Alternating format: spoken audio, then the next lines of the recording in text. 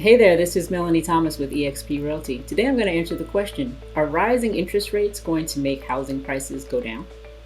So we've all seen on the news that interest rates are headed up. Does that mean that you should wait to buy because housing prices are just going to take a dip significantly? Well, not necessarily.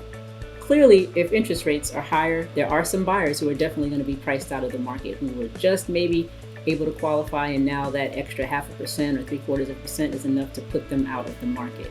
So that will happen.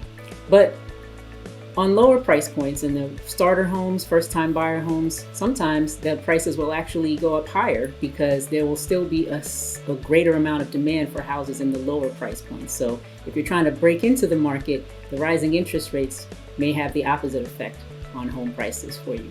Higher price homes, for sure, some of those sellers are going to have a reality check and lower their prices because the buyer pool available to them is obviously shrunk due to the rising interest rates. One other result of mortgage rates getting higher is that rents will probably be impacted as well. You may have noticed if you're a renter right now, rents are probably at an all-time high in your market. Well, what happens is when rates go higher for mortgages, less people are able to buy, which means more people are going to have to do what? They're going to have to rent. So if there are more people that want to rent, then there are available rental properties. That means rents are going to stay at a high level, which in many markets is unaffordable for a lot of people. It's really almost harder to get a rental property here in Central Florida right now than it is to buy a house. So that is one of the side effects of rising mortgage rates. So again, if you're looking at weighing the options, whether I should continue to rent or whether I should look to buy, you might want to think about that as far as wanting to stay a renter if you're going to be looking at significantly higher rents year after year after year after year. So even though rates are going up, we don't expect the housing inventory to significantly go up either. And here's the biggest reason for that.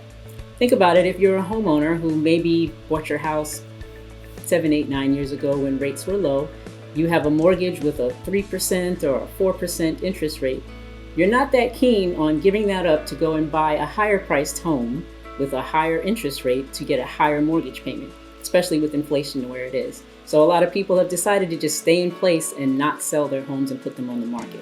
Thus, we have the shortage of inventory. So what happens is those people that are trying to move up into those people's houses are stuck at the logjam on the bottom.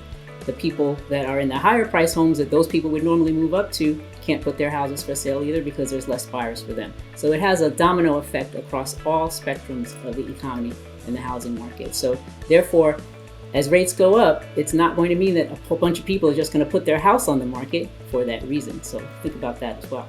And again, a lot of people will say that the rising interest rates are going to be the thing that precipitates another market crash. Well, I totally disagree with that. The reason why we have high prices right now has nothing to do with bad loans or anything like that. It has to do with the simple concept of supply and demand.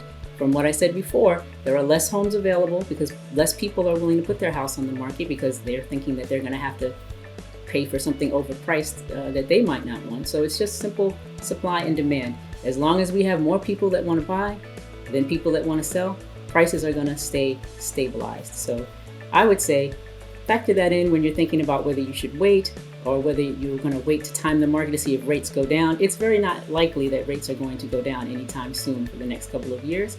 So don't wait.